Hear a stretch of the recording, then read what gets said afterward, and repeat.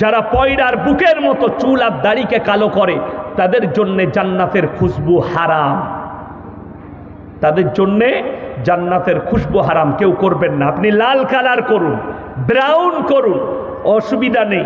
আপনার দাড়িতে বয়সটা প্রকাশ পাবে, কিন্তু কেউ কালো করবেন না। জোরে বলুন ইনশাআল্লাহ। শুধু তাই নয়, 40 দিনের আগে বগলের চুল এবং লাভির নিচের চুল পরিষ্কার করুন। 40 দিন পেরিয়ে গেলে তার ইবাদতে খামতি চলে আসে। যখন 2 মাস হয়ে যায়, 60 দিন, তখন আর তার ইবাদত কবুল হয় না। আমাদের দেশের লোক তেলে ভাজা খেতে খুব ভালোবাসে। মেলায় গিয়ে তেলে ভাজা খায়, বাজারে গিয়ে তেলে ভাজা খায়, খাই না? চপ, পেঁয়াজি, বেগুনি ছাঁকছে। 1.5 বছর বগলের চুল কাটেনি, মোর্চা পড়ে গেছে। কি বুঝলে? আমি খালি চিন্তা করি, আল্লাহ